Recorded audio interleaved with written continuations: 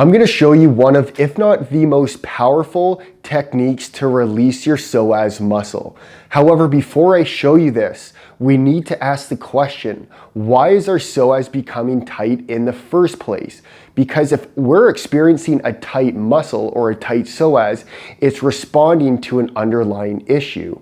Now, our psoas being one of the deepest muscles in our core that connects from our lumbar spine to the inner portion of our femur, we also need to understand that our diaphragm, which is our main muscle to breathe, has a direct fascial connection to our psoas muscle. Whenever there is a fascial connection, part of the same fascial meridian, meaning our connective tissue, or fascia is our connective tissue, that if there is a issue with one area, such as our diaphragm, which I'm going to explain in a moment, that can cause a tug and pull effect on the psoas, making the psoas tight. And then the pelvis starts moving into this anterior pelvic tilt and our ribs will flare. So let's look at it like this. As soon as I have too much weight forwards or I fall off of balance, my pelvis generally will tip forwards, and then my ribs and my thoracic spine will tend to extend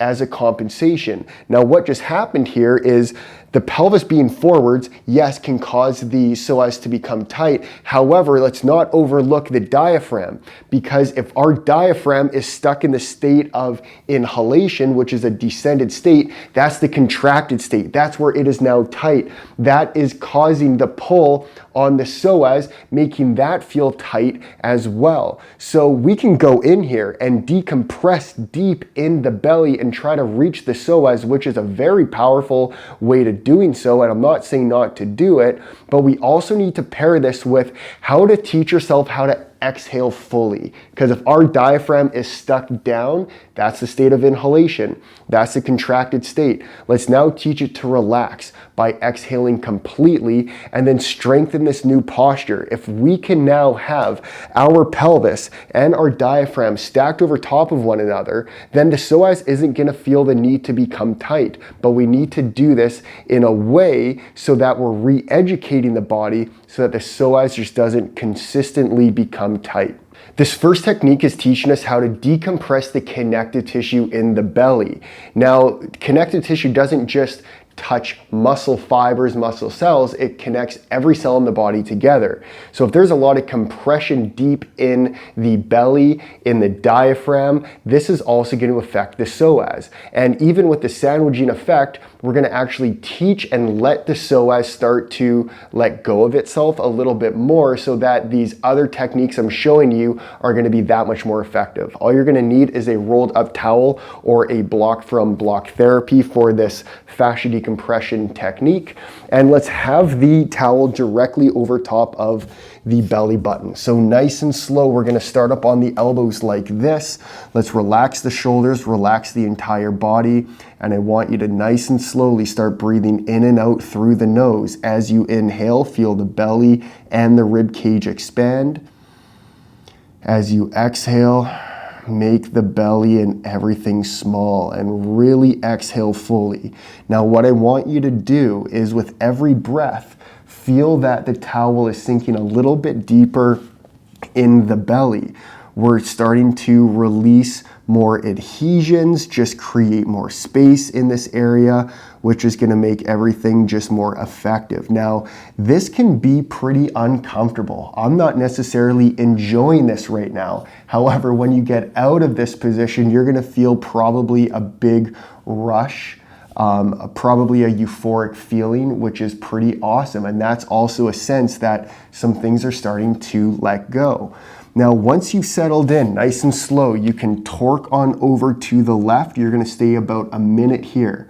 Once you've done that, you're going to torque on over to the right. Now, I'm doing this quickly, but you're going to be doing this very slowly. You're going to stay over to the right for about a minute or so, and then you're going to come back.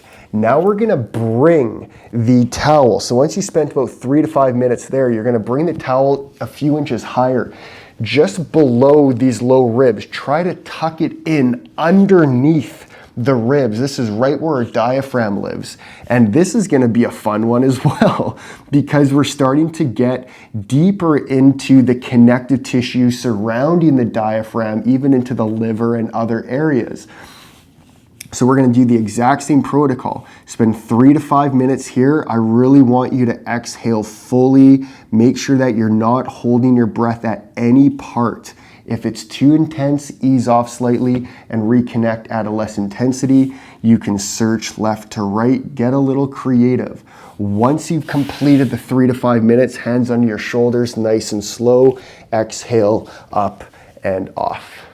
This next technique, all you will need is a chair or a bench and a rolled up towel. And now we're gonna be teaching ourselves how to exhale fully. When we can teach ourselves to exhale fully, remember that is more of the relaxed phase of the breath. That is when the diaphragm starts to ascend, and once it can relax, then it can also relax the psoas. So it's an extremely important component that we're doing here, and this is addressing more of the root cause.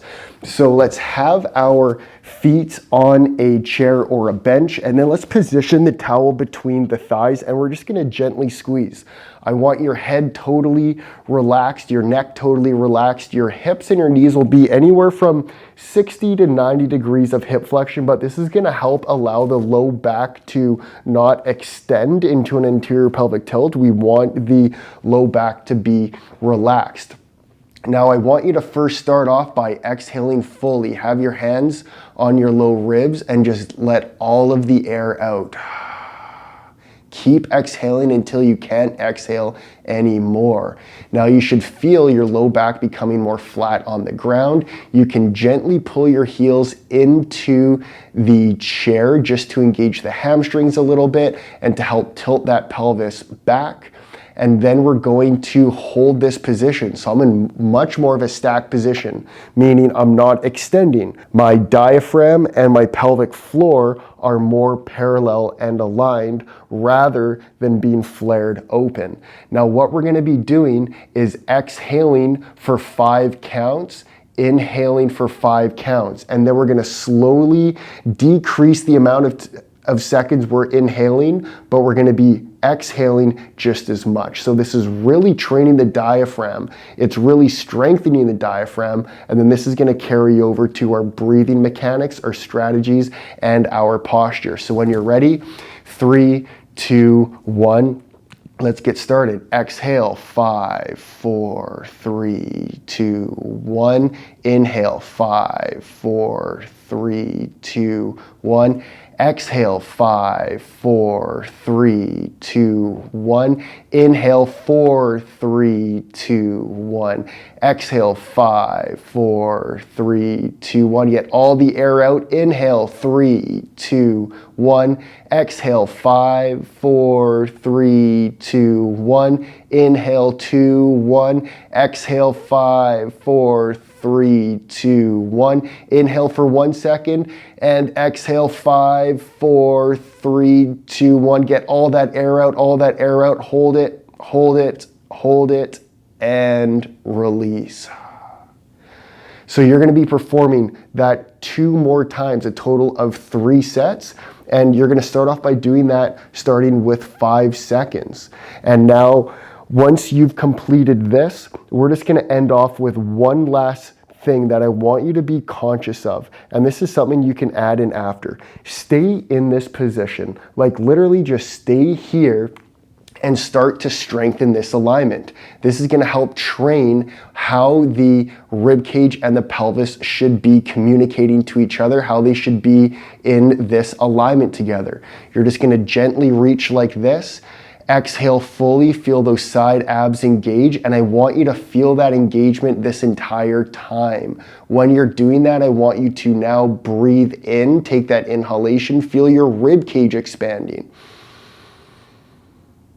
Make sure that your neck is relaxed, everything else is relaxed, and you're gonna be holding this for 8 to 10 breaths. Exact same setup, squeezing slightly, bringing the heels in, but this is just a different breathing strategy to strengthen more of your oblique muscles so that it's gonna pull those ribs down so that we can breathe more into the back part of the rib cage. So make sure that you review this video to see exactly the routine that I was talking about, from the blocking position, so the fascia decompression positions, to that exhalation strategy, and then to the strengthening strategy to breathe more through the back. If you enjoyed this video, give it a thumbs up. Make sure you subscribe. See you in the next video.